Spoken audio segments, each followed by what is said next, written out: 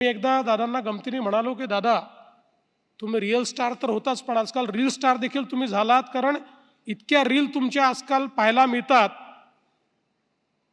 अतिशय मोकळेपणानं.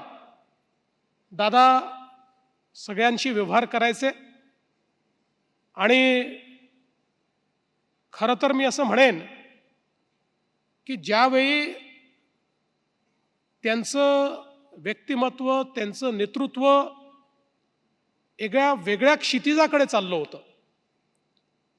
एक असा काळ होता की ज्या काळामध्ये संघर्षाकडनं दादा स्थैर्याकडे गेले होते. स्थैर्याकडे गेल्यानंतर खूप स्वप्न ही त्यांना पूर्ण करायची होती.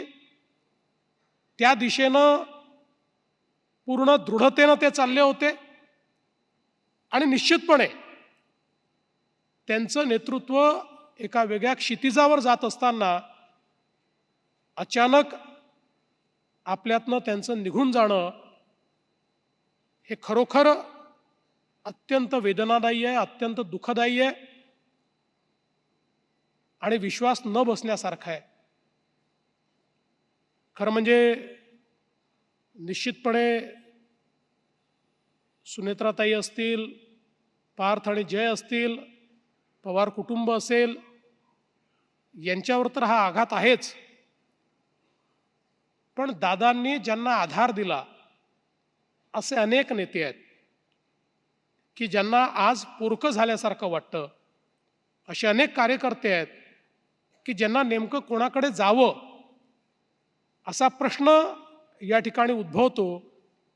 आणि आमच्यासारखे अनेक मित्र आहेत की ज्यांना असं वाटतं की आता पाहायचं कुठे, कारण दादांसारखा एक मित्र, आणि केवळ मित्रच नाही तर मित्र असं म्हणेल की एखाद्या मुख्यमंत्र्यांना अर्थमंत्री कसा पाहिजे तर तो दादांसारखा पाहिजे की निर्धास्तपणे दादा येथे माहिती आहे हे सांभाळून घेतील, नीट आपली आर्थिक गडी ते बसवतील.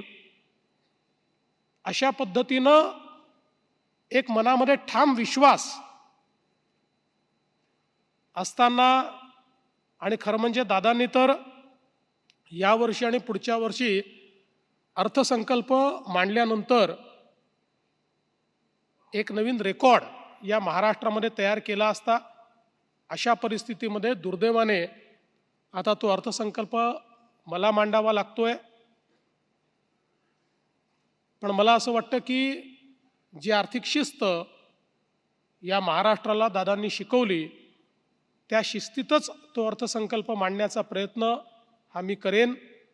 आणि आपण सगळे मिळून दादांचे जे स्वप्न आहेत, त्यांचे जे गुण आहेत, त्यांचा जो गुणवत्तेचा आग्रह आहे, क्वालिटीचा आग्रह आहे, सकाळपासनं रात्रीपर्यंत न थकता काम करण्याची त्यांची जी जिद्द आहे, ही प्रत्येक गोष्ट आपण सगळे अंगीकारू. आणि मला असं वाटतं की दादांची स्वप्न पूर्ण करणं आणि या महाराष्ट्राला पुढे नेणं हीच खऱ्या अर्थानं त्यांना श्रद्धांजली ठरेल.